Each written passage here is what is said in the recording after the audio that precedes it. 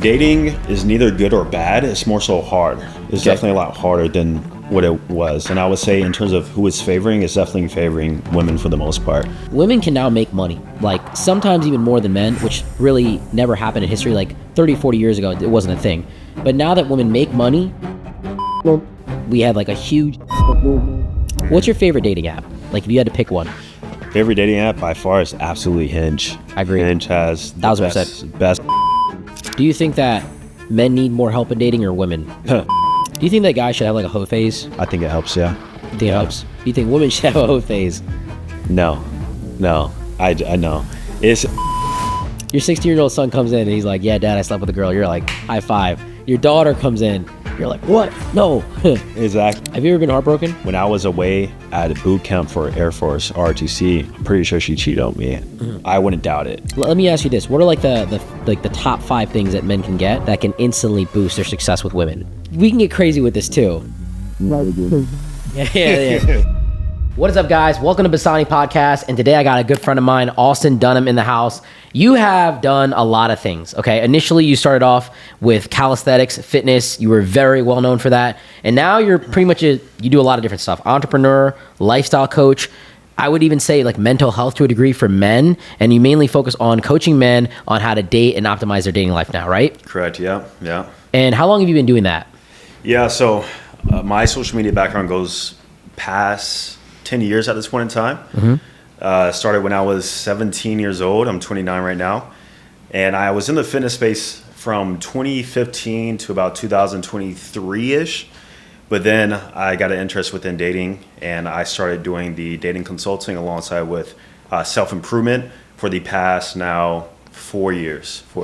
So 4 years ago, you made that shift. Was it the shift, or was it like always something that you were interested in? Like, how did that kind of happen? Yeah, I've always had an interest in it, always. Okay. I remember even in one of my workout programs, I had like a little bonus where I would go over some aspects about dating, style. Like that stuff always fascinated me, but I never talked about it directly. Mm-hmm. It wasn't until like the whole red pill wave back in 2021, yes, where I started talking more and more and being more open about it, because I just saw the shift in the culture. But also a part of that, people saw a different side of me. You know, I was always this well-spoken, I'm going to show you how to do more pull-ups, more push-ups. Yeah. And then they got to see a different side of Austin. And that's where I felt like I could really be myself too at the time. I feel like a lot of like, back in the day, like 10 years ago, with like anything coaching, it was like you niche down. You're like, I'm going to help you lose 10 pounds. Or I do this one thing. And so you have like different brands now. You like have fully fleshed out like calisthenics, fitness, lifestyle coaching. Even like to the degree of like I watch your videos, dude, and I'm like, you're like, put the cologne here, and I'm like, oh, dude, I don't do that. Like small things, like style tips, and then obviously straight into like men's dating, like hardcore. This is what you're doing. This is the best way to attract women, so on and so forth. And what's your favorite part of that?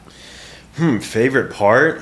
My favorite part is seeing the transformation in guys' lives. Honestly, like when you have the ability to make an impact like that, and you see somebody go from 0 to hero. I think that's the most satisfying thing. But in terms of like the actual work itself, I've always been a content creator. Like me just creating content, sharing my knowledge, what I'm learning, what I'm currently doing, what I've learned in the past, how I've solved my own problems, and how I'm creating that piece of content to help somebody else. That is a real enjoyment for me. I've always naturally done that my whole entire life. That's awesome. Even back when I was 14 years old, I learned how to solve Rubik's Cubes. You were one of those kids? I was one of those kids, and I was really good at it. And one of my first YouTube videos was teaching people how to solve Rubik's Cubes. That's fire. No, so I want to dive deep in this interview here, because you're very well polished. Like the way you speak, like on a personal level, I know like everything you say is like calculated. It's like, it sounds bad, but it's a good thing, because you like take time to think about things, and you have it so organized. Like your videos are very organized. Like I watch them as a content creator myself. I'm like, yo, this fucking guy, man, he's so on point with everything. But I want to ask you some like off the wall kind of questions. Like just generally, what do you think about dating today? Is it favoring men? Is it favoring women? Do you have any like general ideas of like what you would say like, dating is wonderful, or is it bad? Yeah, dating is neither good or bad. It's more so hard. It's definitely a lot harder than what it was. And I would say in terms of who it's favoring, it's definitely favoring women for the most part. Women have always had options, but now because of social media, because of dating apps, because of the skewed dating dynamics, women have even more options, and those options are now presented to them in various ways, be it IG DMs, be it getting cold approach on the street, be it, the guy who's flirting with her at her job, right? And so through that, on the guy's part, it's become more competitive to attract a woman who would have given you the time 10 years ago, and now it takes 10 times more effort to attract that same woman. So because of social media, because of dating apps, because of the technology of where the world is at right now, overall dating has gotten more difficult, and that's why, it's a big problem in the world. That there's a reason why there's very few women dating coaches, but there's so many men's dating coaches, and Yes. even the women, what are they doing? They're trying to coach men because they understand that it's a pain point and it's a real problem. So the first thing I'll say is, I think, okay, first off, I've talked to a lot of female dating coaches. Like, there's not many of them, and the reason why is it is extremely hard to hit the requirements and fill the demands of women. I've coached men and women, and a lot of my coaching with women is more so, it sounds bad, like not to settle, but to like be content. Like, don't overshoot your shot. Because what you're saying is 100% right for like younger women. They have a massive level of attention. I also want to add, like, concurrently, women can now make money. Like, sometimes even more than men, which really never happened in history. Like 30, 40 years ago, it wasn't a thing. But now that women make money, they're independent. We had like a huge feminist movement, toxic masculinity movement in 2015. They like want a very small select percentage of men. Yeah. And so it's kind of made it really difficult for men. So you see a lot of male dating coaches, but not a lot of female dating coaches. Very rarely. I mean, I see female dating coaches, but they're coaching men. What I'm talking about is like how to talk to men. Yeah, people helping women out. Like you don't see female to female dating coaches. Is what I'm saying, because very rarely do women need the help. But I would say, I think there is a hole in the market in terms of women learning how to keep a guy, retain a guy, because women can attract men, but they can't keep the men that they want, and it usually stems down to behavioral problems on their part. A lot of people are saying that women, the average woman is narcissist, right? And I use that, like, that term is a very hard term, but I kind of see it because most women that you meet, pretty much every girl that you meet that's relatively attractive, I'm a queen, nobody's going to get someone like me, I'm one of one, so on and so forth. Do you see the same thing happening with your clients? Like when they meet women, they're like almost egotistical? No.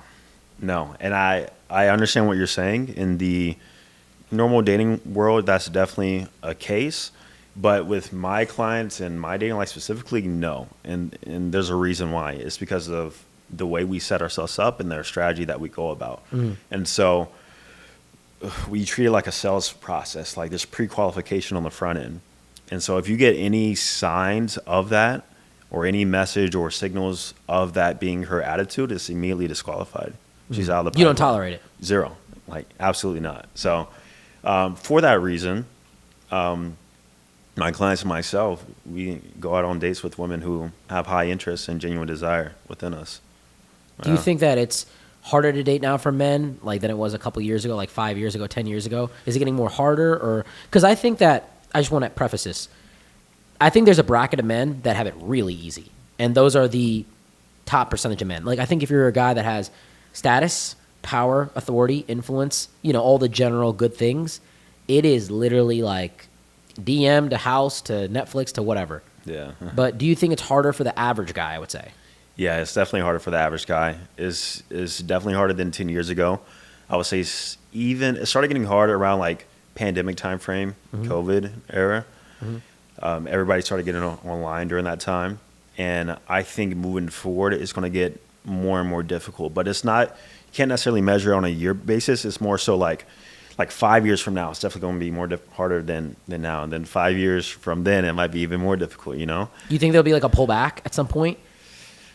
If we could bet on it. That's tough. So the thing is that with this new generation, I don't even know what they're called, whether the ones that are turning 18 to 20, the one below. We're Gen Z, right? Is it Gen X? No, we're like millennial. Yeah, well, on the cusp of millennial. So it's Gen Z, right? Gen Alpha, something like that. Gabe, can you look it up? Yeah, that lower generation that's getting older, I'm not sure how they're going to be, because each generation is different in terms of how they date. And so millennial dating I don't think it's that difficult. I don't think it's difficult either. It's not, especially when a woman. How old are you again? I'm 31. Exactly. Like women between the ages of 27 to 32 are usually easier to interact with because they're looking for something more serious. They have good conversations. Like you said, they're fun. They're more serious about things. But one thing I'll say about like the younger generation, they're not really dating as much. Like a lot of them are in hookup culture. A lot of men are completely out of dating. What is it? Let me see it. Right here. You're right. Gen Alpha, Gen Beta. Oh, there's Gen Beta. That's weird. That's kind of like a dog to them. Yeah, Beta. That's crazy.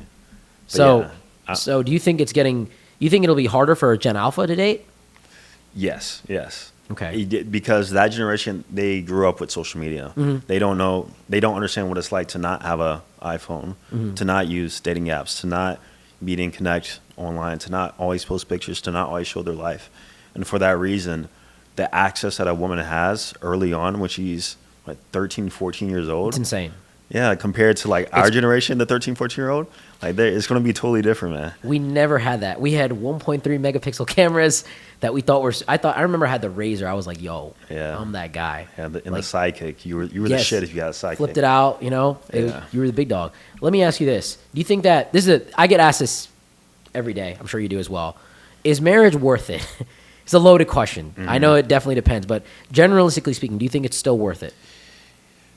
If I had to give an absolute answer, the answer is no. Okay. No. And the reason is because the laws that are tied within marriage, the risks behind it, the statistical average of it failing, especially if you are a high value guy or a guy who has resources and whatnot, it's just not in favor of yourself. However, there is a way in which you can get married, just not in the way that is necessarily taught. So you don't have to sign a government contract. You can get married through God. You can, still do the whole pony show of the ring. You can still have a wedding. Yeah, you can do all that stuff. But in terms of a contract and binding your life together, that's just a risky play for men nowadays. And I've seen a ton of men get burned because of that one decision. And they say guys aren't emotional creatures, but despite this information, a lot of guys still will get married because it's an emotional decision.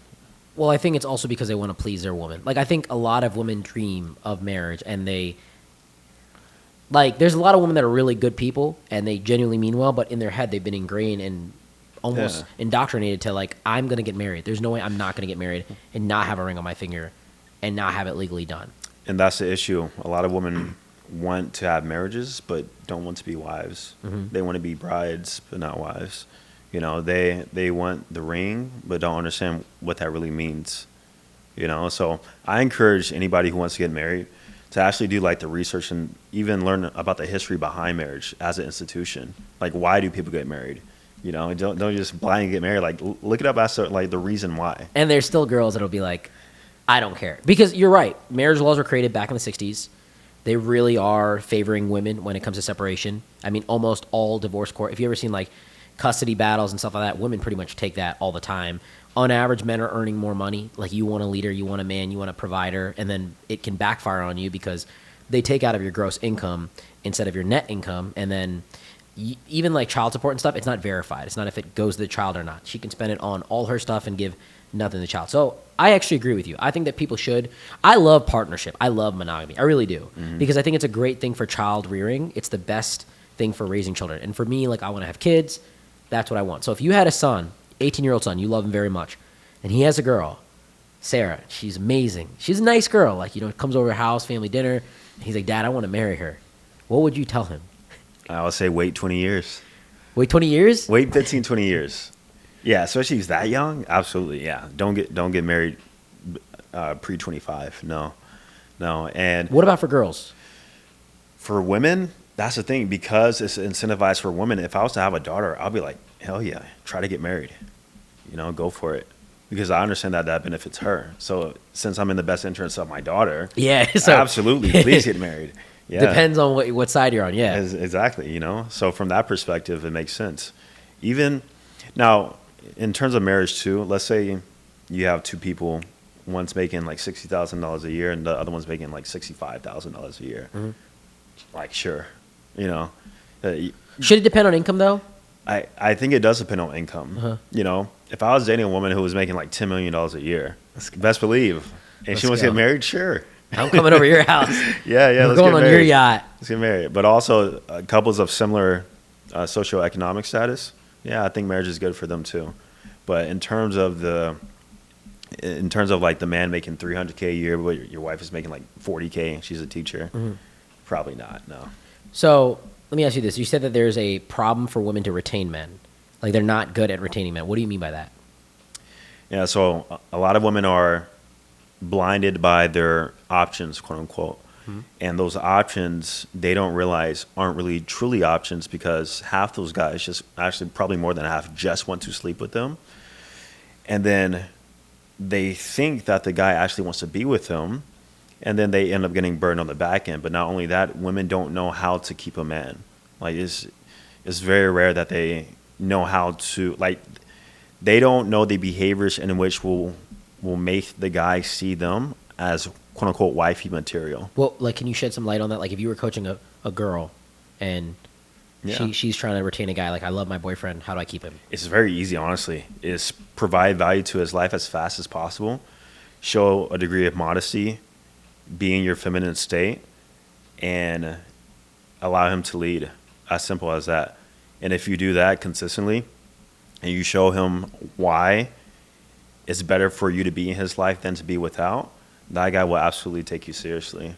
And of course, like, don't have a tainted past, you know, social media, be modest to a degree. Don't show signs that you're promiscuous in any realm or fashion, because that will immediately put you in a box of smash only. Let me lead into my next question here, because this is something I always say. Do you think that a girl in a relationship should have an Instagram? Yeah, if it's private and if it's only girls. Okay. I have a very hard rule on this, right? And not like a hard rule, but like, if you're using it for business, which a lot of people use their Instagram as a brand builder, especially living here in Miami, like we all use our Instagram for a brand, I think it's very good to have an Instagram. If you're a fitness girl or you're like selling a product, like, by all means, go have an Instagram, do what you want to do. But if you're just like the traditional housewife, I don't think there's any reason for you to have an Instagram, because from all my research and everything that I found, Instagram is the number one way. Like, better than when you teach game. Do you teach a lot of dating apps, or are you mainly focused on Instagram? Both. Okay. Both. Do you use dating apps as a funnel for Instagram? Yeah. So the acquisition is through dating apps, but we leverage Instagram for more attraction, essentially. When I coach people on dating apps, this is my strategy, right? Correct me, or not correct me, but like, teach me what yours is, because I'd love to know. I always say, get on every dating app, okay? If there's some that you really don't like, that's fine, but get on every dating app. And for men, it's discovery. It's a lead magnet. Like, it's like you're going through, the chances of you matching with her on a dating app are very slim. It's every guy is just blitzing the likes. And guys pay for dating apps. Like, if you look at the data of who's paying, it's men. Men are the ones that are paying extra swipe, rose, heart, XYZ, you know? But if you use it as a resource to find her Instagram, and then use her Instagram as like just like, hey, what's up? Like, and it's more organic, it's automatically showing you all the girls that are single in the area. That's what I use Instagram for. And on the flip side, for women, I always tell them to say, ... here's my Instagram, right? I tell them to give up their Instagram right away on their dating profile if they can, because some dating apps don't like that. Some dating apps will remove your profile if you do that. Mm-hmm. So I always say, like, spell it out in weird letters, or, you know, indicate it in some way. That way a guy can find your Instagram and message you there. Because 9 times out of 10, if a guy's messaging you on Instagram, if he's married, he's probably got a photo of his wife on there. So you're going to basically weed out the cheaters right off the rip. But more than anything, you have more points of connection on there. You see a photo of his dog. Oh, he went to Aruba last week. Or he does this. Or he's got a bunch of people that he follows that are into self-development. So you can tell a lot about somebody there. Is that the strategy that you employ as well? No, absolutely, yeah. So dating apps is a means of creating the connection. And so the way I teach is that we actually optimize the guy to get matches, 25 to 50 at a minimum per week. But if the woman does have her IG in her bio, then you can absolutely message her on IG, skip the dating apps, get the line, and go right into her DMs. You know, maybe send a few likes, maybe send a few follow at first too. And that way you're already, quote unquote, in the middle of the funnel process in terms of my dating funnel strategy that I teach. And like you said, Instagram allows you to see who that person really is, get more context about who they are, have different touch points, and for guys at least, it helps build more comfort on a subconscious level because you're now a guy with a real life and you're not a random guy off a dating app. Because even though they are getting more popular, to some degree, there might be still a stigma behind it in terms of the woman's thought pattern in terms of how she's classifying this individual. They're embarrassed about it. People are like, well, 2000, like early 2000 when online dating became a thing, they're like, you're not going to meet a guy online. That's crazy. Mm-hmm. Now it's like very normalized. But still, I think that people are like, they meet on Tinder and they're like, okay, how are we going to say we met? We cannot say we met on Tinder. Mm-hmm. What's your favorite dating app? Like if you had to pick one. Favorite dating app by far is absolutely Hinge. I agree. Hinge has the best quality. Women who don't use Tinder use Hinge. Women who've never used online dating before use Hinge. Mm-hmm. Women who are actually looking to date use Hinge. And so for that reason, Hinge has stamped itself as the pretty much number one dating app in terms of all things, especially in America. Why do you think that is? I think their marketing and just positioning over time has really allowed them to separate themselves from the stigma of a hookup app, which Tinder has really did for itself, and it's going to be hard for Tinder to rebrand past that. Tinder is so simple, in my opinion. It's very, simple photos. I like you or I don't. Yes. Yeah. Hinge is like voice prompts, and it's like a lot more intricate. And the prompts are really what changed the game for Hinge, I think, in my opinion. Now, with Hinge, though, I still see the same thing. I still see a lot of guys not get success. Like, do you think dating apps are successful for men or women, or are they just... Because a lot of people have a negative stigma about them. Yeah, so it's like we said before, the dating market is in favor of the woman. The 5 out of 10 average-looking woman has more guys in her DM who are actually attractive than the 9 out of 10 handsome rich guy, by all means. So even on dating apps, a woman who's not that attractive can go post a few subpar selfies and have 100 guys in her inbox the next day. Whereas a guy, you have to put more intention and more effort behind your presentation and behind your look. That includes working on yourself physically, but also presenting that in an attractive online image. And the thing is, the reason why a lot of guys don't get matches is because they haven't worked on themselves nor their presentation. It usually almost always comes down to that, because it's the photos. It's how you look. It's how you look, but there's some nuance there too. Is even comes down to the swiping patterns and habits of some people. So I have guys and clients who've been through the program, and it's like, hey, Austin, like I'm getting results, but just not the ones that I exactly wanted. I'm like, okay, let's hop on a call. Let me see how you're swiping. Swiping on nothing but 10s. Yeah. There's an algorithm to that, because if you're constantly swiping, it's also bad. Well, yes, but at the same time, if you're only swiping on women who you have a 10 out of 10 attraction towards, then it's also bad too, because you're not giving yourself a chance. Mm-hmm. And the issue with dating apps, even though I'm a proponent of dating apps and I teach it, is that both on the men and women side, they don't give the person a chance in which they would have actually liked. So the way that I sort of help my guys discover this is, instead of only swiping on women you're 10 out of 10 attracted towards, ask yourself this question. Go through her profile and ask yourself, if this woman was to approach you at a bar, club, or on the street, validating you, talking about how handsome you are, and wanted to get your number, would you say yes? Mm-hmm. And then when they think about that, all of a sudden it's like, oh, okay, swipe right. Swipe right. I have done a lot of research on dating app algorithms, and back in the day, there used to be like auto likers, like way back in the day. Like I'm talking. I remember those. Like you literally go online on like Tinder or whatever it is, and you just install the plugin, and boom, you are literally swiping right on every single girl out there. And the pro version of Tinder can also allow you to change your location. So let's say you're a guy that wants to go on a business trip, put it to a location, swipe. But now they kind of penalize that. They also limit the likes that you have on the free version. Mm-hmm. So I think it's really good to be selective. I want to say this though. So you're saying that it favors women. I just want to play devil's advocate here.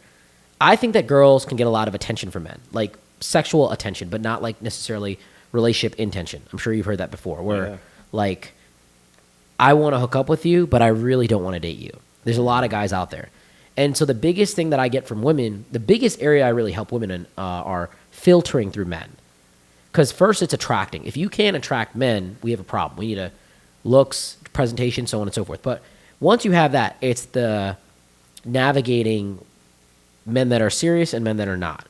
And I think that's like the only conduit to it, because I think that for men, like when we find a girl and we're like pursuing her, it's in her best interest in a lot of aspects, especially if she's like over 25, she's getting a little older, to like, let's be serious. I'm not going to play games. Yeah. You're talking to a girl that's under 25. It's Girls like just want to have fun. They want to have fun. Yeah. Do you agree with that or no? Almost always that's the case, yeah. If I see a girl who's 19 versus a girl who's 29, totally different dating strategies. Totally different mindset. Yeah. I would also want to ask you, like, with women that, do you ever have like a lot of women approach your clients, or are you mainly getting your clients to do the outreach? Well, they get approached online, but in terms of, are you talking about in person? So there's your strategy. What I've seen, you attract. Okay, you're a sharp dude. You're in shape, and you're more so like, you're also like me. Like, build your lifestyle up. Be the guy that like a woman looks at like, yo, I want to be with this dude. Mm-hmm. And that's a different type of dating strategy, I think, than what we see with cold approach, or like go like numbers game, like talk to her, this, that, and third. Mm-hmm. Which one do you prefer more? I think you're on the first one, but correct me if I'm wrong. Yeah, I prefer you be the attractor, because that way you attract women who are genuinely interested in you. Mm-hmm. And once you deal with a woman who has high interest, you can never go back. Like, you can never go back to the whole persuasion game, the whole, win her over game. Like, it's not happening. This is gonna upset women. Yeah. Like, you should be chasing me. What do you say to all the girls? We live in Miami, man, and I'm sure you have friends, women here that are like, if he doesn't do this, if he doesn't do that, what do you have to say about that? Like, they want a man to spend money on the first, like a lot of money. Like, what's your opinion on all of that? Yeah, women who have rules like that, they're eventually going to end up settling for a guy who they were never attracted to in the first place, the guy who compensates for them, the quote-unquote simp, the guy in which they think they want him to do all those things, but then when they actually get to know him, they actually get repulsed by him. So the issue with women, and this is a bit of a base take, but most women don't really know what they want, nor do they understand what's best for them. And so we can argue this point is like, you would much rather, over a long course of time, like the guy more who took you out on a coffee date or took you out for bars and appetizers versus the guy who begged you to spend $300 on the first date, or who conformed to your frame. He wanted to go out to coffee, but you suggested otherwise, and he said okay. Mm-hmm. Like, that's gonna snowball over the course of the relationship, and then you're gonna grow a distaste for him that you don't even understand yet. And so a lot of women don't know what they don't know, and that's an unfortunate truth. But sometimes they have to learn the hard way. What do you think is the hardest part about coaching men when it comes to dating? Hardest part. What's the most difficult thing for you? If I came to you as a client and here's the money, I'm ready. What's the hardest part? The hardest part is managing expectations, unrealistic expectations. And so if you come to me, I know you are Indian, right? Mm-hmm. If you come to me as a 5'4" Indian dude, and you want pretty much there, pretty much there, bro. you want a 5'10" blonde Swedish model with blue eyes. I do. It's like, brother, okay, like let's reevaluate and like baby steps, Uh-huh. So it's really just evaluating expectations. Most guys aren't delusional from that standpoint most of the time. But sometimes guys are like a little too particular and picky with what they want, whereas they don't understand that your dream woman and the woman who's going to give you the world, who you're also attracted to, might not be that blue-eyed, blonde, 5'10" Swedish model that you envision. You just crushed my dreams. You just broke my heart. Yeah. Do you think that – I have another thing that I say a lot of times to guys, right? I tell guys not to date the 10 out of 10. Like, I tell them it's not that I think that, like, you can't get a 10 out of 10. It's just that, like, when you're dealing with very attractive women, like, it's very difficult to control. Like, just like you said, it's very difficult to control the outreach, the inbound leads that come into her all the time. And I don't blame women for being the way that they are. Like, these girls out here, dudes are paying, like, the reason I don't like dating a girl in Miami, or I don't really talk to a lot of girls in Miami, is because by me dating her, I'm taking her away from the fun that she could be having, for the yachts, from the bottle service, from the dinners, from this, that, and third. And when you're dating a young enough girl that's in that mindset, it's really hard to control it. Mm-hmm. If you're dating an older woman, she may not be a 10 out of 10. So, like, when you're looking at a 10 out of 10, I'm like, yo, it's probably just best to stay away from that. Yeah. You agree or no? Well, 10 out of 10s get old too. And so Yes. their dating strategy change as they get older. But if you're talking about the young 10 out of 10, she's 22 living in Miami, then yeah, absolutely not. But then you should have the vetting understanding to know that this woman is not somebody I should date long term just by how she's acting.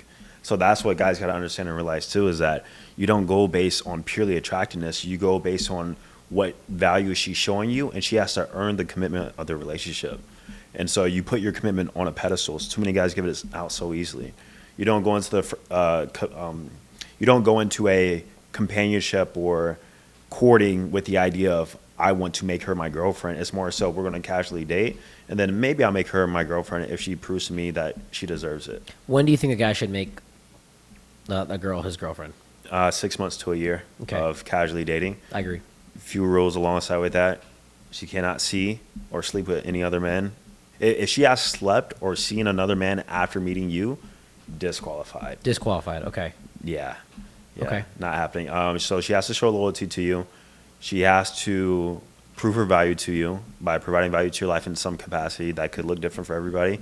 Cooking for you, cleaning for you, helping you out with business, support, whatever that is. Mm-hmm. And then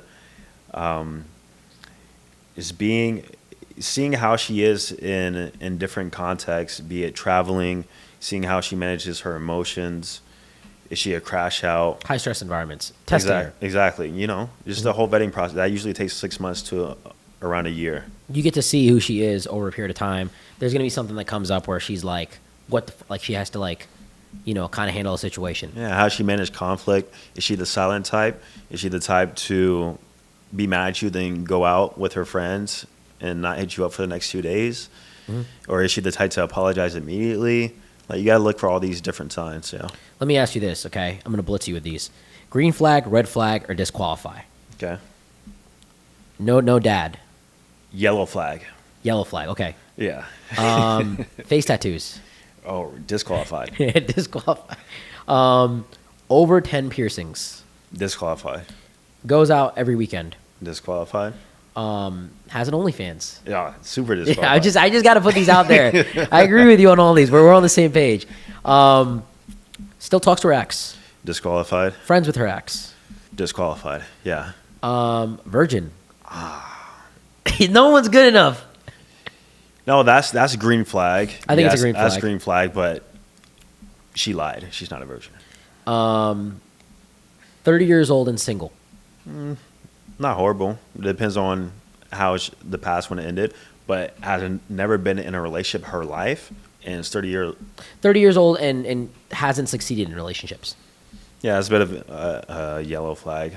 But at the same time, I would need more context because sometimes guys, like, she just attracts the wrong guys, or she goes after not that good of guys. There's situations where she dates a guy for 7 years and he just fucks her up, and then there's situations where she's partied her entire 20s and.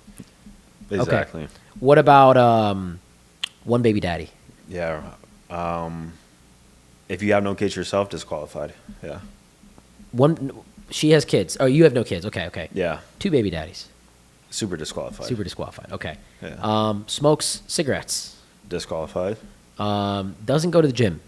For me, disqualified. Because I've dealt with that before, where she was genetically fine, but I believe women have to be future-proof, meaning that over the course of time, if they don't work out, they're likely to gain weight. And so how she is now is not going to be her in the next 10 to 20 years.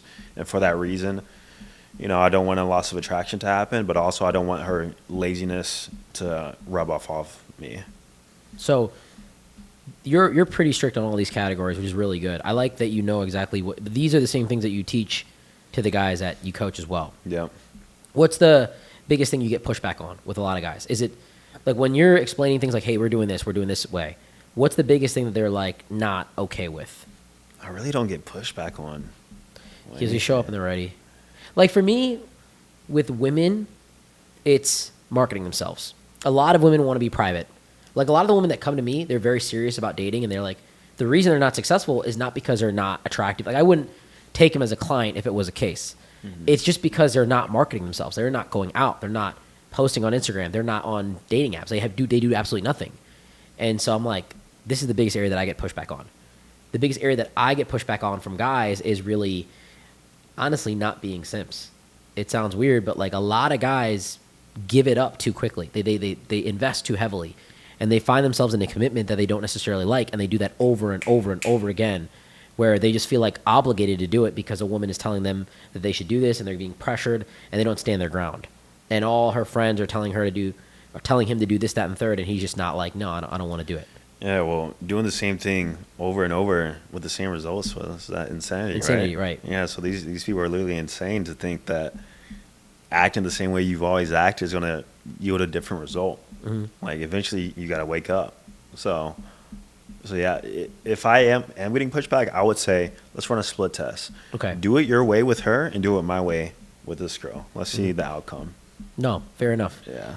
Do you think that so like what's like the number one thing that I tell guys that help them is also women is fitness. I think that health is super important. You don't have to be a bodybuilder, but like if you're in shape, dude, it's night and day. Like your face leans out. That alone makes you substantially more attractive. Do you implement a lot of that in your coaching as well? No, absolutely. That's the foundation of everything. So, because you have a big background in it. Exactly, too. So my first step into self-improvement before getting into dating was my fitness. Mm-hmm. I was a super skinny kid in high school, 106 pounds at like 5'8". Got picked on all the time because of my size. Got disrespected from guys. Women paid no attention to me. And so the first thing I noticed is that the guys, the athletes, the wrestlers, the guys who had the nice bodies were getting more attention from women. And so that's what kind of got me into working out, honestly. And that was my first step into it. So with that being said, because we are representing our product in an online image and we're running a marketing campaign for us, if you have a shitty product, doesn't matter how great the marketing is, it's not going to sell. Not going to sell. And so the fitness is the core foundation, a part of that. Getting lean, being between 8, max 14% body fat, having some muscular definition, just these basic things. I believe every man should be able to do like 10 pull-ups too. Mm-hmm. Yeah. That's low. Like 10 pull-ups in a row, or 10 normal pull-ups. Every man should be able to do them. Yeah, I think that's. Yeah, it's very easy. It is, right? Yeah. But you say that, and guys will freak out. That's crazy. Yeah, because it's a showcase of your fitness. If you're able to do 10 pull-ups in a row, that shows to some degree you are in a stable body fat percentage range. Because if you're 20% body fat, you're not doing 10 pull-ups. You can tell a lot how someone is a push-up or a pull-up or like a burpee. Like you can tell a lot about their fitness. Yeah. Let me ask you this: what are the qualifications for someone to work with you? Qualifications. For one, you have to be coachable for sure. I mean, that's what any coaching program. If you don't follow direction and if you're very hard to coach, then immediately disqualified. 2, I think the desire and the result that you want has to be like pretty high. Like you got to have enough pain. Some guys just come in, they want like optimization. Mm-hmm. Oh, I'm already attracting 5 girls. Now I want 7. Yeah. So those guys are pretty difficult to work with, but more so I like working with guys who start from ground zero. Okay. You just got out of a divorce. You haven't been in the dating game for the past 10 years. You just got out of a long-term relationship. You have no idea how to present yourself, how to market yourself. You never posted a post on IG ever in your life. You don't know the first thing about shirts, what to get, how to tailor, what belt to get. Mm-hmm. Like I work with guys like that who have a pure foundation and they're seeking knowledge. And so if you have that and you're ready to put in the work and you do exactly as I say, then that makes you qualified. Do you think that men need more help in dating or women? Men. Men, by far? Men, yeah. Do you think that every guy is going to find a girl for him? Or do you think that there's a theory that the top percentage of men are going to get majority of the women and retain the majority of women, and the average guy is almost going to get nothing? Well, the top percent of men aren't going to retain majority of the women unless they're running harems. Okay. And so they might smash majority of the women. About the end of the day, they're going to pick one. Mm. And so, for example, I mean, I got stories myself where, I got a bit of a history in terms of experience with women, and I see them on Instagram getting married and whatnot. Yep. It's and crazy. In my head, I'm like, okay, do you? But like that's the guy she picked, and that's the guy that picked her, and that guy is usually way lower in terms of sexual market value than myself. Mm-hmm. And so it'll trickle and it'll fall down, and everybody will settle where they need to settle, to be honest. And I do think that there is somebody out there for somebody. I see what you're saying. As a guy gets, let's say you're not successful built in 25. You become 35, 45. You're a little bit more established. The girl that's 30 years old that has been doing her thing, whatever it may be, is now going to have a self-conscious realization like, look, I can't be doing this anymore. I need to find a nice guy. And you're 100% right. I see a ton of girls from my hometown move and marry a dude there. And they have no idea. The guys have no idea. There's one girl that I know very well, who slept with like every guy in the town. Very good-looking girl, objectively, right? And every guy, like I'm talking to everyone. Yeah. And she moved like 4 or 5 hours away, blocked everyone in their town, got married, has 2 kids, beautiful family. I ran into her, like I was going on a camping trip, like Ohio, where we live, is like, you drive 3 hours, there's like rural campgrounds that are really, there's an area called Hocking Hills. It's very well known for camping. And in that town, I saw her there randomly. I'm like, hey, how are you? And I didn't spill anything, but I was like, it's crazy that she just acted like she didn't know me, and she was like shocked to see me. But for her guy, nice dude, you know, he feels like he got a bargain with her because she's objectively very attractive compared to him. It's like a new life, you know. It's a new wave. Yeah, exactly. And the guy will never know. But, you know, is she happy? Maybe. But did she likely settle? Likely to. 100%. Yeah. Because the guys she would go after were the athletes, were the promoters, like myself back in the day, and the guys that really were having fun, going out, doing this, that, and the third. Mm-hmm. Do you look at a woman's past history, and how do you look at it? Because you sometimes can't get the answer.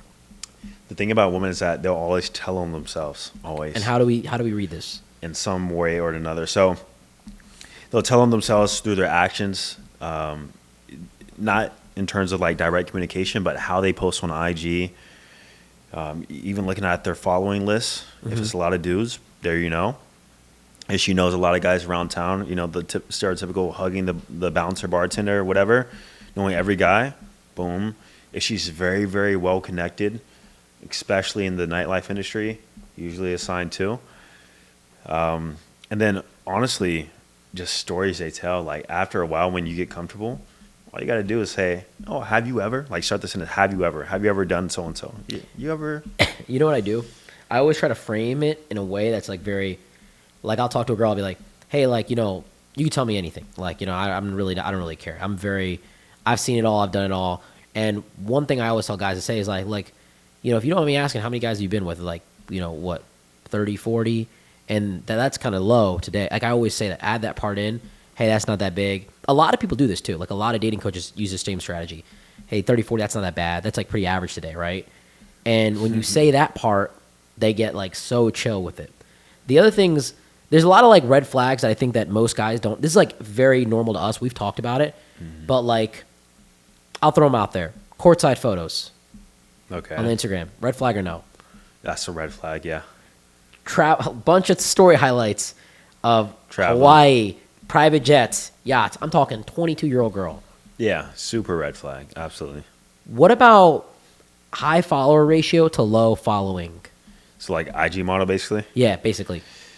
Usually a red flag because most women build followings based on their sexuality. And so if I take a look at her content and it's not her inspiring and motivating women to get fit, then yeah, usually a red flag too. Following pro athletes and then following back. Oh yeah, red flag. A lot of attractive women have been with pro athletes, so I've learned that.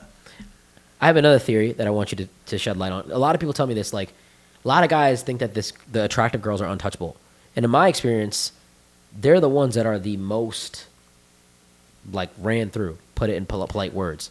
Like the good looking girls are the ones that are being offered trips, vacations, being flown out. They're the ones that are doing the most. The average girl is actually more prude, in my opinion, and more difficult to sleep with at certain times just to like than the pretty attractive girl. That's just my experience. What do you think? Yeah, so the really attractive women have more opportunities. Thus, because of that, those opportunities usually lead to a bigger past and more experiences. Absolutely.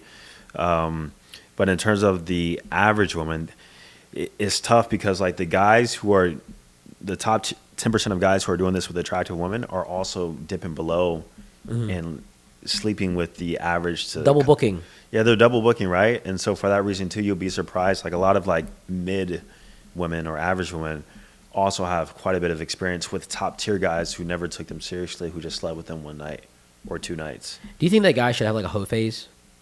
I think it helps. Yeah. You think it helps? Do you think women should have a hoe phase? No. I know. It's a double edged. Your 16-year-old son comes in and he's like, "Yeah, Dad, I slept with a girl." You're like, "High five." Your daughter comes in. You're like, "What? No." Exactly. I saw this meme. It was like when your son gets kicked out for sleeping with the whole volleyball team. You end up, it was like the meme is like him taking him out to like a restaurant. Yeah. Like high five to him. It's like, you go, son. I mean, that's a double standard because, like us men, if you don't have experience with women, that leaves you more likely to get played in the future, and you don't understand what you like. You don't understand the aspect of game and attraction. I think my experience has helped me find better relationships, whereas women, I'm not sure if they can say the same. I think it actually hurts them. Mm-hmm.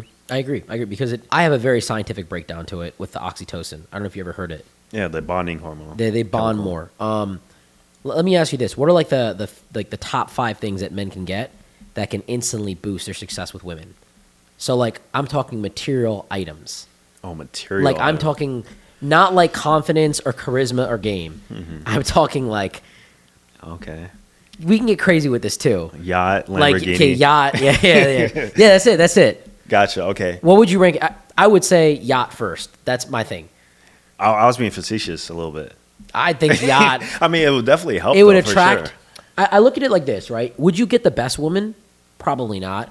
But you would be able to attract. I think that if you attract beautiful women around you, other women see you and they're like, it's like pre-selection, Yeah. This guy's with Sarah. Oh my God, she was the most popular girl in my high school. He must have something going on. But if you have to rank top 5 items. Top 5 items. Be as specific as you want. Okay, I'm gonna say, assuming you're fit, a nice tailored outfit. I'm gonna say that. Okay. As maybe like number 5, not number 1. Okay. As number 5, so like nice clothes.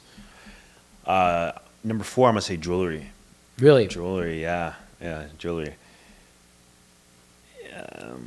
Number 3, I would say a nice car.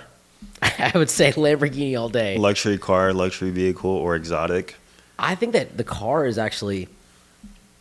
I think that women will just like bend over for a car. Like sometimes, like you know what I mean. We're assuming that he's an average-looking guy, like takes care of himself, makes a decent amount of money. Let's say $150,000 a year. Like this guy can take a girl out on a date. Mm-hmm. If we had to like equip him with items in like a virtual reality game, I would say Lamborghini Huracan is pretty up there. Yeah. I know you'd say Aston Martin, but I say Aston Martin for me, not for him. For me, it's mysterious. Yeah, James Bond-esque. But for him, for sure, Lamborghini, jewelry, nice clothes. Number 4, what would that be? Outside, like, I feel like it's too monstrous to say like a yacht. Or honestly, you know what I'd say? I'd say like a really good cologne. Okay. Like, I think scent makes a big difference. I think that if you're going with we can go in a sense too, like, because I love talking about scents. I know Chad loves talking about it. He gave me a whole little, I don't even have all my scents here. I got a lot in Cleveland, and he inspected me. I'm like, don't judge me too hard. But if you're leading with the Dior Sauvage, like, I love Dior Sauvage. It's just that it's too common. Every Habibi in the city wears Dior Sauvage. Mm-hmm. If you're leading with the Armani, like Acqua di Gio, everyone has it. But if you have like a very unique like scent, signature DNA, yeah, like a signature scent that nobody has, or if you didn't mix them, like sometimes girls will just be like, "What are you wearing?" Like, yeah, I'm like, "You're gonna have to come home and see the cologne bottle." I don't really know what it's called, and I'll be joking with it, but they'll just be so attracted to a scent. That's true, but I found that with fragrances, it amplifies attraction that is already there. Okay. Like how you smell, it's not going to be like, oh my God, this guy's so hot. Yeah. Nice. He's 300 pounds, but he smells good. Let's go. Yeah, that's the only issue with scents. The Lambo will do it, though. Yeah, Lambo, like, she'll give you the time of day. I think it works with young girls, though. Like, I think that once girls turn a little older, their expectations change. You get a 19-year-old, you get a Ciroc bottle and a blunt, and we're living. Yeah. You know what I mean?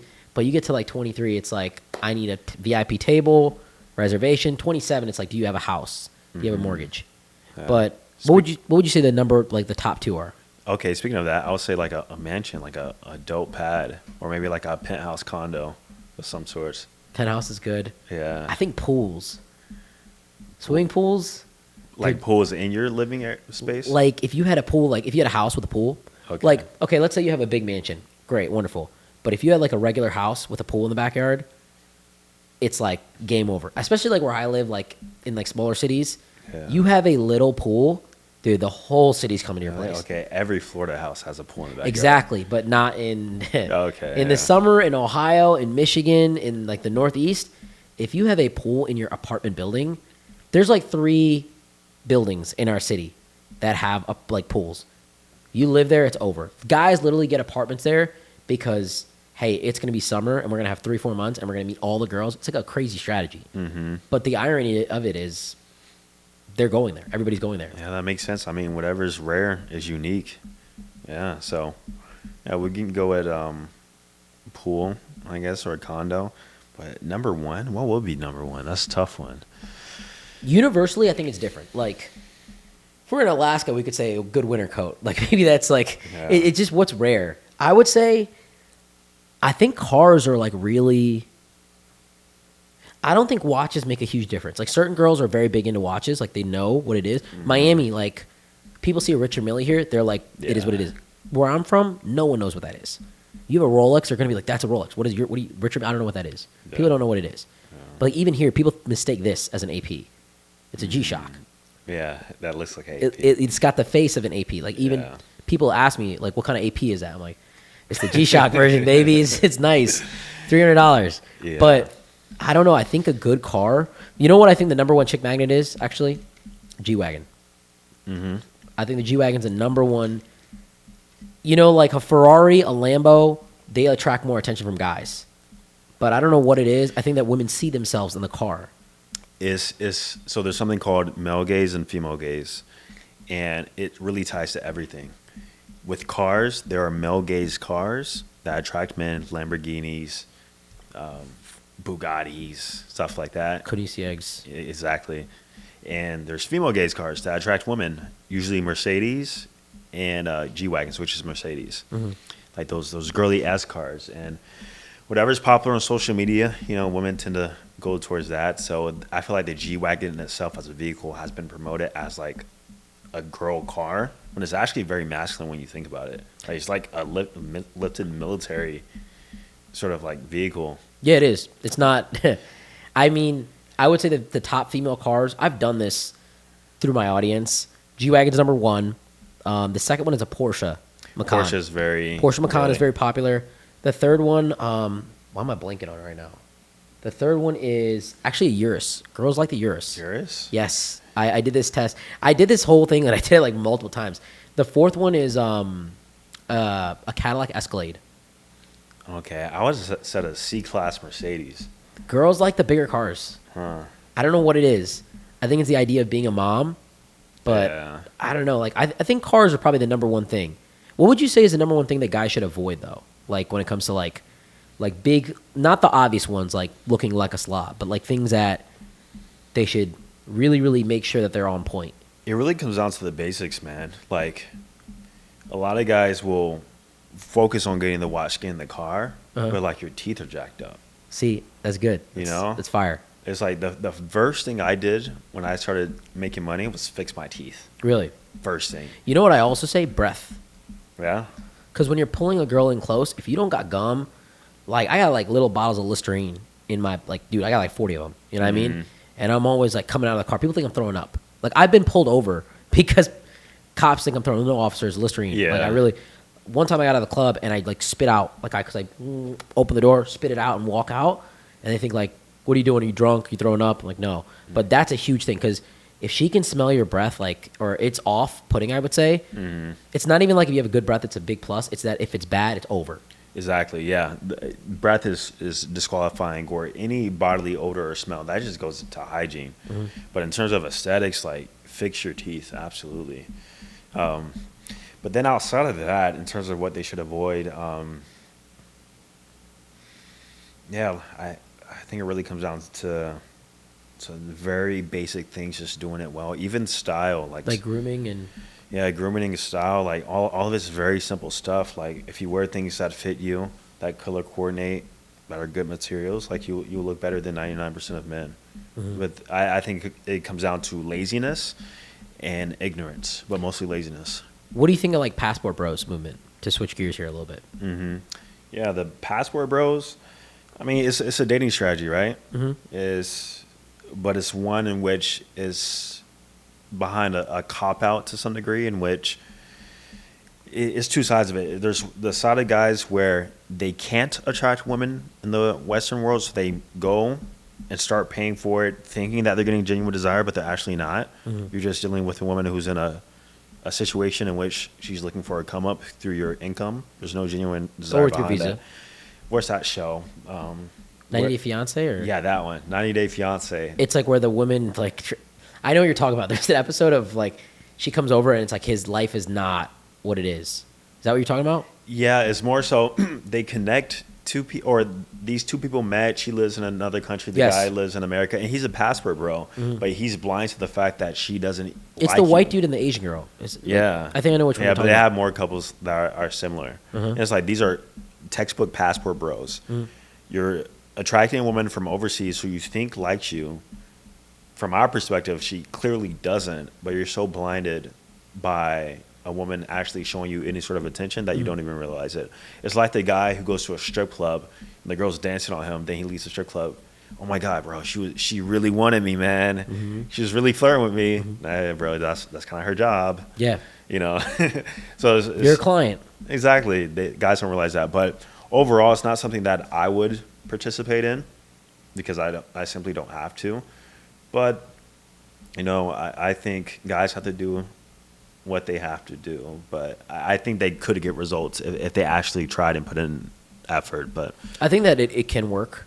I also warn guys exactly what you're saying, because first off, cultures over there are more so apt to want men as providers, strictly providers. And there's not like really opportunity for women to like come up and do it by themselves like we have here in the States. Like girls here can make hundreds of thousands of dollars a month sometimes just by running businesses, if not millions of dollars a month, so on and so forth. But if you're going to do that, my ground rules are live there. Like actually go and live in the country. Like have a permanent residence there. If you're making a substantially larger amount of money, like you can get a nice one-bedroom apartment in a lot of these countries for $500 to $1,000 a month. Like actually a normal size apartment. You can get crazy with it, but you don't need to. Go live there.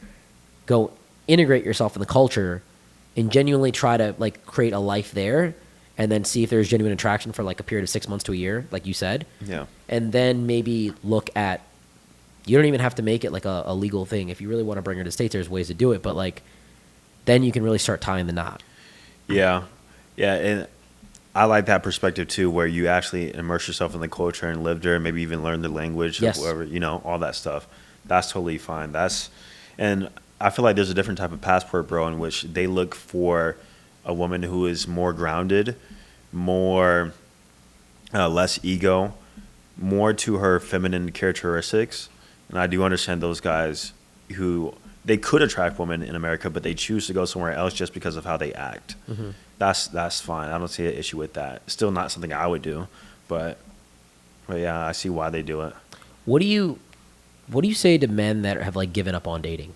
That like they're done with dating, they just have no faith in it anymore. Yeah. I meet a lot of guys like this, and they're just like, fuck women. Like, I think it's a phase. I mean, at some point you have to like be biological, but what do you have to say to those type of guys? I'll say, who hurt you, man? Yeah. Somebody hurt you bad. That always stems from pain. They got heartbroken one too many times.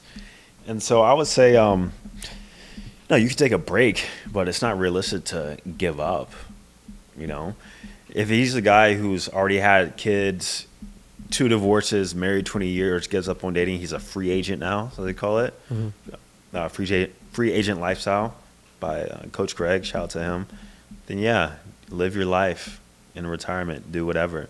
But for the young guy, 20s, 30s, even early 40s, giving up on dating, like that doesn't seem like a viable option. So I would say that's why coaching is important. That's why mentorship is important. A lot of guys have ego behind dating coaching. Even I was talking to my dad, and he was in town, and he really had no idea what I did. And when I told him, he's like, seriously? Like he was almost shocked. Like even my mom was like guys that. need help with that. Yeah. And he even threw a shot at me. He was like, "You're proud of yourself for that?" I was like, "Right." I think you're living in a different reality. Like you literally don't understand. So like sometimes guidance is needed behind there. That's where coaching could come to play, to see your blind spots or to see where you can personally improve. You know? I like your foundation with dating coaches, like because with dating coaching, because a lot of dating coaches, they focus strictly on the game, where you focus more on you have the fitness background, which is I think is like arguably the most important thing. Then there's the desire to be successful, to create a lifestyle, which you have prerequisites for as well.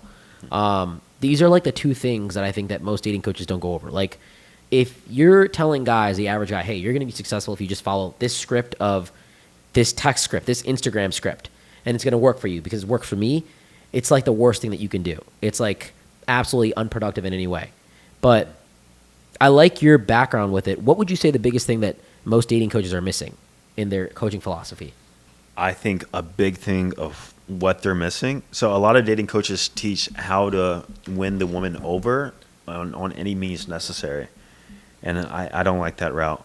So there's two things. One is the type of woman you attract into your life.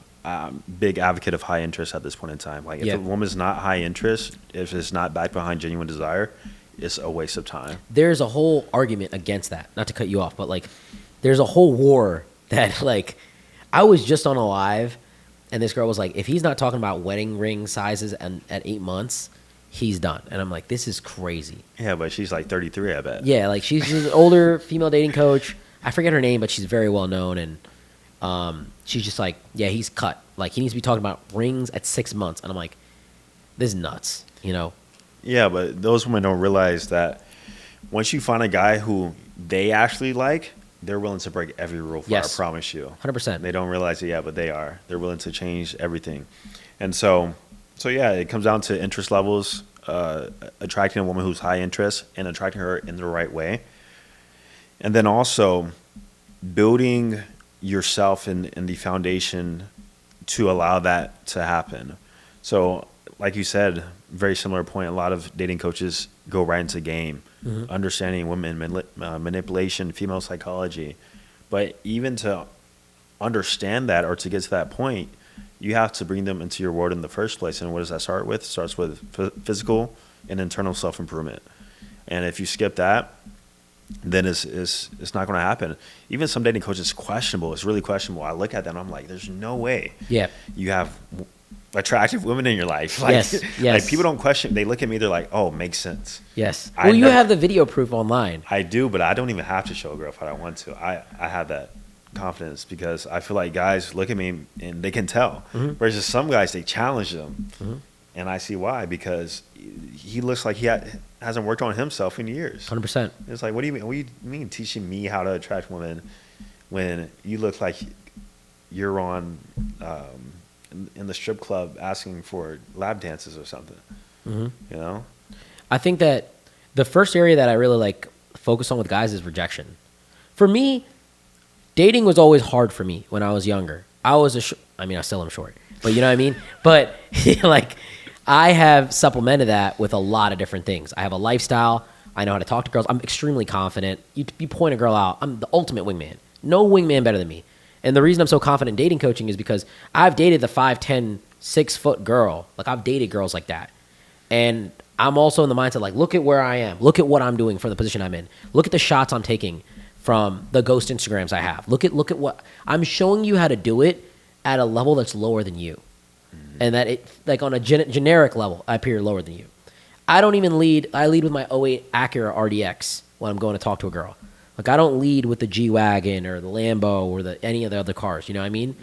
And so for me, like the first foundation that I build with guys a lot of times from my experience is rejection.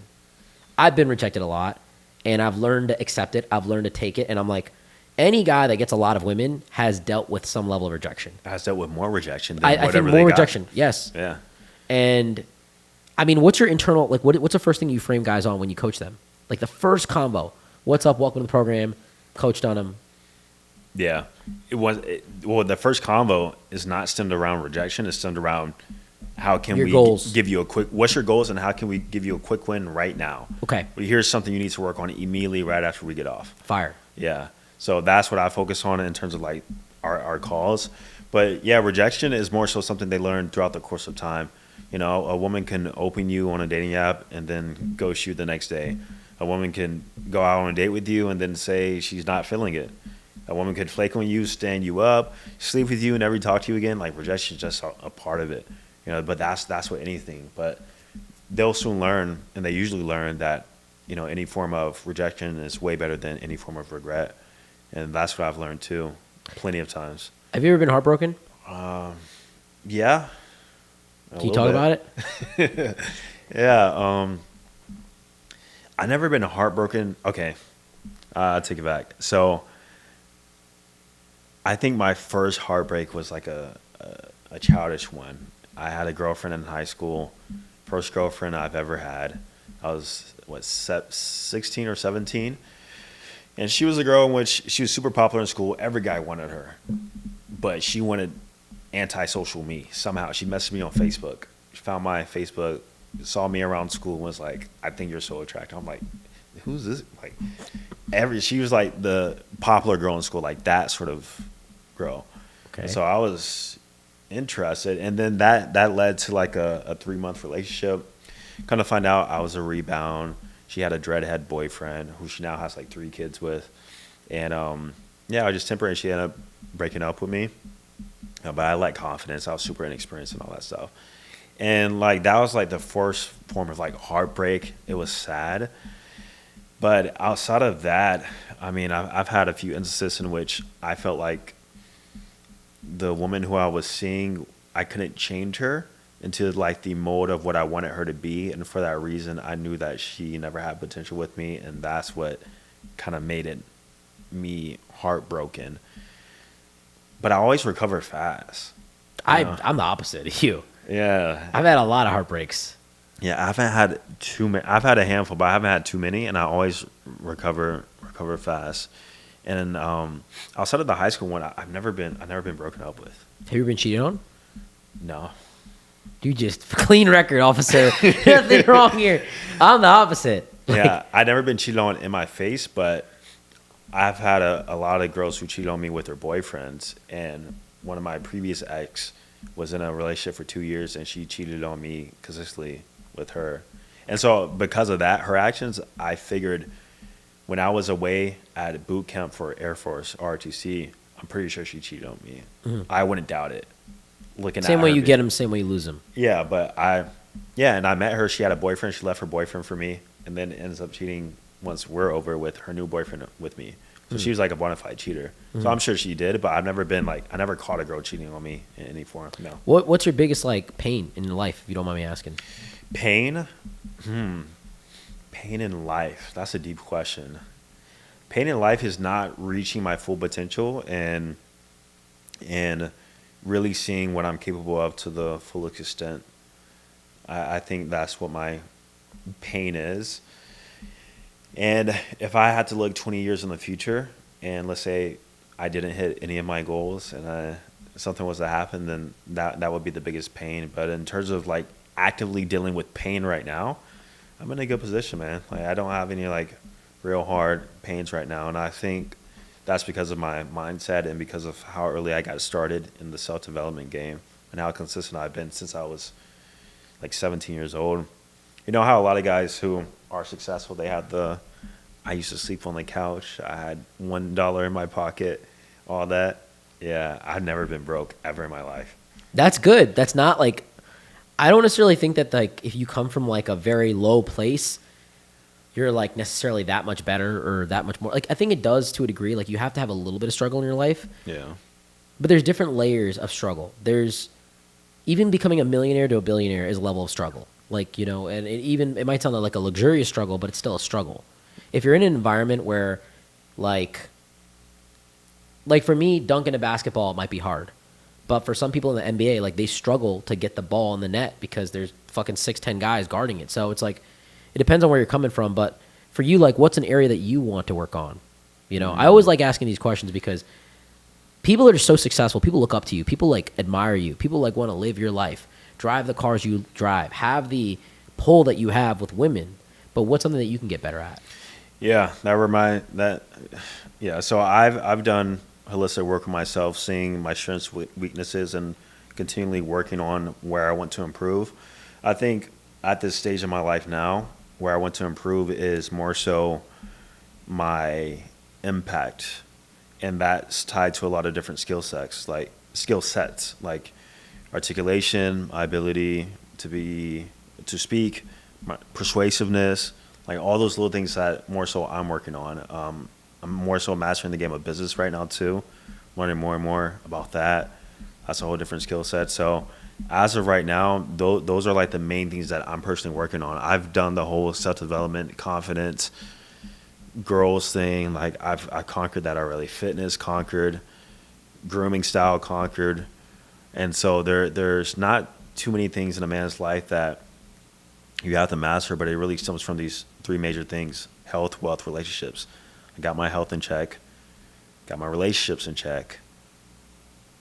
Through that, I got my wealth in check. So now it's more so like building onto that and supporting more of my family in more meaningful ways, and building more freedom for myself, and setting up myself in a way in which, if I have a future family, they're supported too without any care in the world.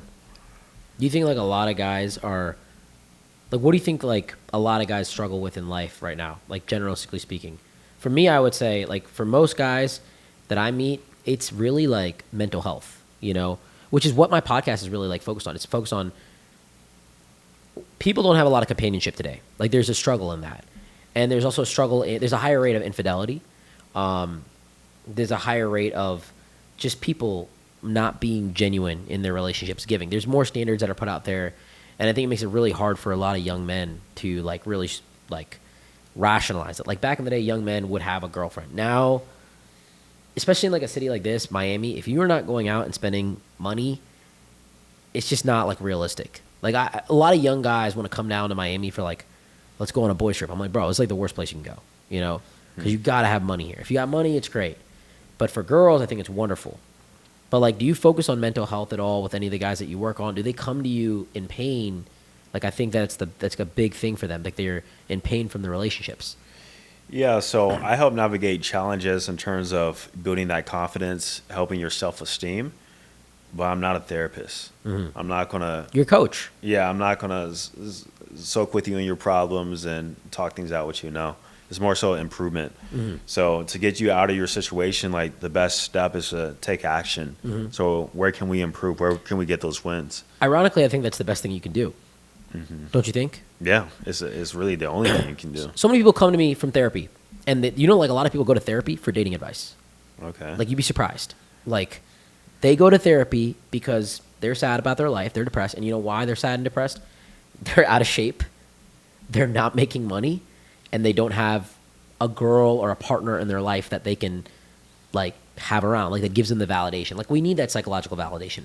As much as you want to say like, oh, I validate myself, it's good to come home and have a couple texts from, hey baby, how are you? How was your day? It's night and day difference. In fact, one of the biggest things that I say is like I think that being in a relationship is really good for a man, because you go home and you have counsel in your bedroom in a way. Like, you go to bed with someone there that's ready to intake your problems if she's the right girl, like if you have a proper relationship. So a lot of people come from therapy and they go to therapy for 5, 10 years, 15 years. You'd be surprised. Mm-hmm. And I'm like, bro, like, the reason that you're sad is if I had 20 bad bitches in front of your door right now, knocking, waiting to meet you, and if you had a six-pack, bro, like you had a six-pack, and you had $100,000 more dollars in your bank account, I promise you, on some percentage level, you're going to feel a lot better. Mm-hmm. And so I unironically say this, coaches are I think that everybody needs a coach. People always say that they need therapists, and a lot of people see therapists. Like 1 in 8 people in the United States sees a therapist. But I don't think it's even close to 1 in 8 for coaches. In terms of people seeing coaches? For anything. Oh, yeah. The coaching industry has definitely gotten more popular, but it's still not in a way in which people understand or know that they need a coach. Mm-hmm. Even coaches have coaches, right? Yep, I do too. Exactly. So yeah, hopefully more people start to wake up and understand like the benefit and that can make and the impact. But I definitely agree with all those things in terms of like improvement. If you have the six pack, if you have more money, if you had women knocking at your door, you might not be fulfilled long term, but you'll at least be happier in the Percentage moment. scale. Yeah, that's definitely true. To end things off, what's one thing that you want people to know, like a big message that you have for everybody? Big message is that you are the creator of your own universe. There's this affirmation, and it's a little crazy to say, depending on who you say it to, but it quotes, "I am God," and it's not that like you're the God of the world, but you're the God of your own life, meaning that you're the creator of your own universe. Every action you take can positively change your life or negatively affect your life, and you can literally change your whole entire life in a year, even 6 months, with the right action, with the right knowledge. And most times it's due to ignorance or laziness. And so if you wake up the next morning and say, I really want to change my life, I promise you, you can actually make it happen. Right? Everybody who's in your position right now, every race, creed, color, religion, age, height, somebody currently living right now or who has ever lived has gotten out that position and lived your dream life somewhere on this world before or actively. And so if they did it, why can't you? That's what I always ask myself. If somebody else did it, why can't I? So you have the power to change that. Fire. And just so people can be aware, what are some upcoming projects that you have? Any books that are being released? I know you just released a new updated version of like, what was it? What was it called? Internet Cowboy or Internet? What was it called? Digital Romeo. Digital Romeo, dude. I know. It sounds like, I was gonna say digital something rodeo, but I was like, there's no way it's rodeo. That's why I said cowboy. Yeah. We haven't released that yet. Actually, we're still working on it. So yeah, Digital Romeo 2.0, which is my coaching program and course, alongside with Action Steps, is releasing here soon. The new version. We currently run the 1.0 version right now, and yeah, we're just making developments with that. That's what I'm doing full time. So if you want a mentorship, if you want to learn how to actually attract more high value women in your life, get them to actually show up on the date, and to effectively present yourself in every facet, online, in real life, bars, clubs, networking events, build your social media and leverage that to the fullest for a more fulfilling dating life, then that's exactly what I do. You can find me, Austin Dunham, or Austin Dunham Dating on YouTube. Fire. I appreciate you being here, man. We had a good conversation. Probably have more of these. And Austin Dunham, his links will be down below. YouTube, Instagram, TikTok. Based Austin Dunham, TikTok and IG, based Austin Dunham. Fire. Appreciate you guys. Love you. Until next time. Peace.